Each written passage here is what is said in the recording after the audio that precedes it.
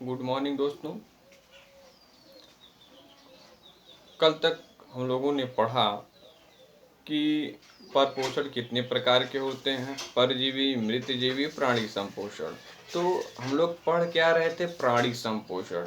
जो प्राणी संपोषण यानी जंतु जो होता है वो कैसे अपना भोजन प्राप्त करता है।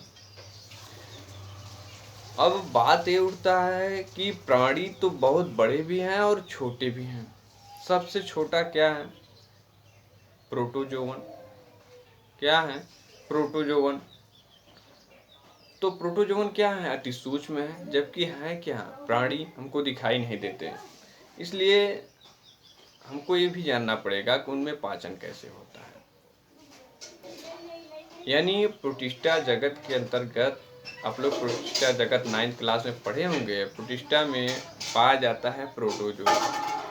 प्रोटोजोआ में अमीबा भी होता है, पैरामीशियम भी होता है, यूग्लिना भी होता है। तो ऐसे स्थिति में उनमें पाचन कैसे होता है, इस चीज को हमको देखना है। यानी सबसे छोटे सूक्ष्म जीव में पाचन कैसे होता है, पहले यहाँ से हम शुरू करेंगे।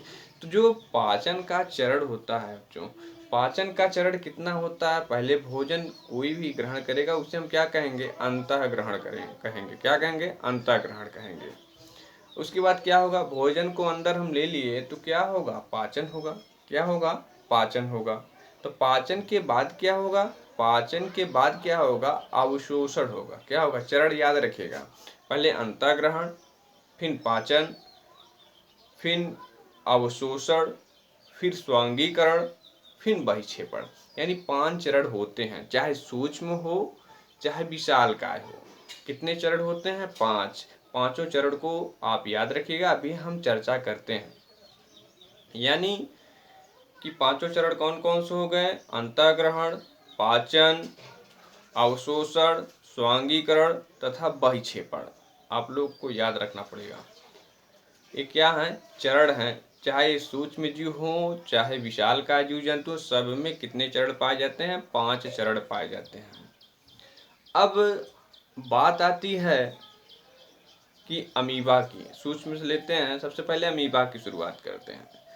तो अमीबा अनियमित आकार का होता है, ये सबको पता है। एक प्रोटोजोवन है, प्रोटिस्टन है। यह जल में रहते हुए अपने भोजन की तलाश कैसे करता है उसके बारे में जानेंगे। मान लीजिए कोई अमीबा का सतह है, ये अपनी झिल्ली से, बाहरी आवरण से एक प्रवर्ध का निर्माण करते हैं, कूटपाद का। यानी जैसे अमीबा है, अमीबा के पास कोई भोज्य पदार्थ आ रहा है या चल रहा है, तो अमीबा क्या करेगा? गति करेगा। गति करना कोई भी किसके माध्यम से होता है? कूटपाद के ही माध्यम से होता है। स्यूडोपोडिया उसे हम बोलते हैं।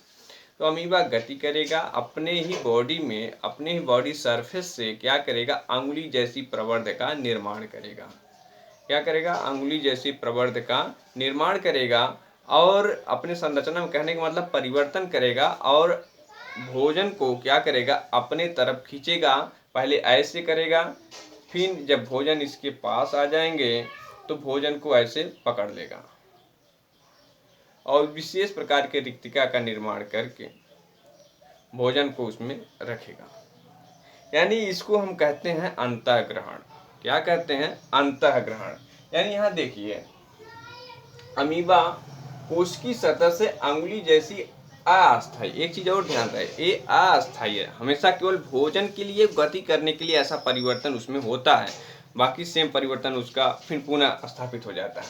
अमीबा कोश की सतह से अंगुली जैसी अस्थायी प्रवर्ध की सहायता से भोजन ग्रहण करता है। भोजन ग्रहण करता है। यह प्रवर्ध भोजन के कणों को घेर लेता है और खाद्य रिक्तिका का निर्माण करता है। इस प्रक्रिया को हम क्या कहते हैं? अंतःग्रहण कहते हैं। तथा इसी को हम क्या कहते हैं? कोशिका भक्षण कहते हैं। क्या कहते हैं? कोशिका भक्षण कहते हैं।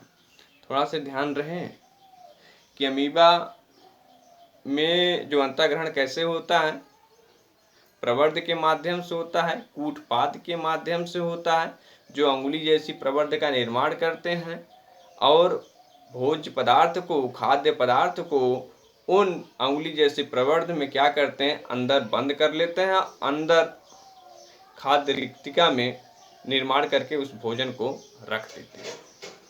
जब भोजन रखते हैं तो उसमें कौन सी क्रिया होगी, पाचन की क्रिया होगी। क्या होगी, पाचन पाचन पाचन की क्रिया होगी। तो किसके माध्यम से खाद्य रिक्तिका में भोजन पहुंच गया, तो अमीबा क्या करेगा, पाचक रस का स्राव करेगा, और पाचक रस का स्राव करने के बाद क्या होगा, उसमें वो भोजन पच जाएगा।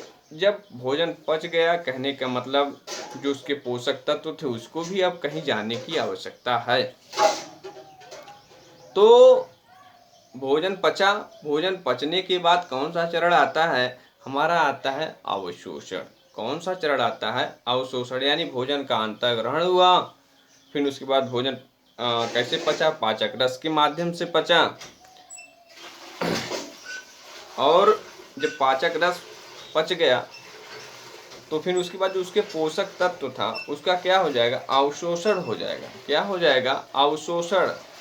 बॉडी क्या करेगी, कोशिका द्रव्य क्या करेगी, उसको क्या करेगा, अपने तरफ खींच लेगा और अपने दैनिक क्रियाओं के लिए उसको प्रयुक्त करेगा।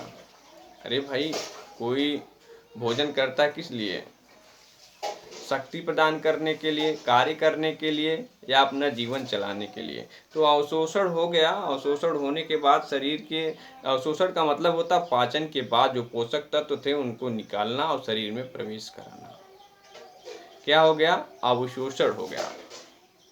फिर अगली बात आती है कि अवशोषण